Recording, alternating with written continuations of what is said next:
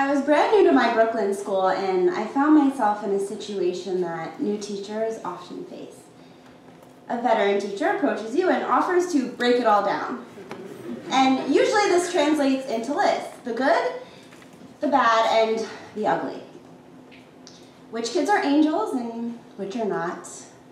Which adults are angels and which are not. And I used to really love these conversations because being a new teacher is incredibly overwhelming. Everything people tell you is helpful. Your community is more like the ocean. And you're the sponge. You want to soak up everything, but you can't. So when Mr. B came to me and offered the inside scoop, I took it. And I remember it vividly. We were staring at 805's roster. And Mr. B, he used a coding system for me. He put a star next to a name that meant awesome. The kind of kid you want to adopt. And he put a check next to one of the good ones. And he put nothing to symbolize nothing. The kid wasn't necessarily bad, but he wasn't, or she wasn't necessarily great either. And then there was the X. Get ready. This kid was going to bring you nothing but trouble, and on 805's roster, like all the way at the very end, was that one and only X, Andy Vargas. So of course, I'm panicking, like, what's the deal? Tell me more. What is so bad about Andy? And I really didn't get a definitive answer. A pain, drives you crazy, always need to keep an eye on him. Great. But when I finally got to meet Andy, I really thought I was meeting the wrong kid. Because here was this boy with one of the biggest braces-filled smiles I had ever seen, saying good morning to me with the greatest enthusiasm, really no sign of pain anywhere. And looking back, I feel a little guilty because after that first great day with him, I still didn't quite believe in him yet. I tossed his good behavior up to first impressions, a first day of school falsehood. And I was still bracing myself for that real Andy, but he never came. He was a very resistant writer, though. And he struggled with something that I think many kids struggle with, and that is finding ideas. And that October, we were writing high school application essays, and as a class, we agreed that high schools probably want to know what makes you, you. What you have been through in life, maybe even in school, that you have overcome, succeeded in, and maybe even failed at. What has taught you something? What has made you better? What matters? And for writers like Andy, this can feel incredibly overwhelming. They begin to question, well, what have I actually been through that actually matters? And I get the sense that their day-to-day routines fill their minds and they can't quite figure out how any of it matters, so they get stuck. And one of the ways I offer kids to get unstuck is to stop worrying.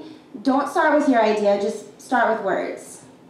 Write about everything, write about anything, write about something. Start with words and the ideas will come later. And that's the exact advice I gave to Andy that day. And when I returned to his notebook, I saw what many writers and kids like Andy do. It's a page filled with words about something or someone they love, and usually this writing looks like lists. For Andy, the thing he loves was and is baseball, so it sounded like, I love baseball. I love baseball because it's fun, and I love the Yankees, and I play pitcher, but I'm also the shortstop, and I used to play third, and so on. And as a teacher, you always have a choice in how you read this kind of writing. You can choose to think, really? Out of all the things in the world that matter, that are important, you're choosing to write about baseball. Or you can choose to think, all right, baseball. Okay, we're somewhere, so baseball. Why is baseball so important?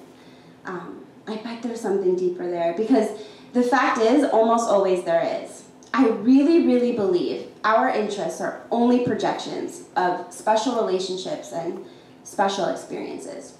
And before this day, I already knew that Andy loved baseball, but on this day, I finally discovered the why. The last line of Andy's entry read, I used to play with my brother. I miss him. I didn't know he had a brother, so tell me more kind of thing. Like, what's that about? And I got an answer that I'll never forget. When Andy was 7, he had a very special job, and that was to, take care of his little brother, protect him, keep him safe. And on that December day, he was doing that job. And he was holding his brother's hand because they were about to cross the street, and he sees the pedestrian light change. But this time, he feels his brother's hand let go. And he sees him run into the middle of the street, but he also sees the truck run the red light, and he freezes because all he can hear are screams, and all he can see is his brother dying, and all he can feel is his heartbreak. And so I say the only thing that I can think to say at the time, the person in me says, "I'm so sorry." And the teacher in me says, "I think you just found your essay, but only if you want it to be." And he did. He wrote about it.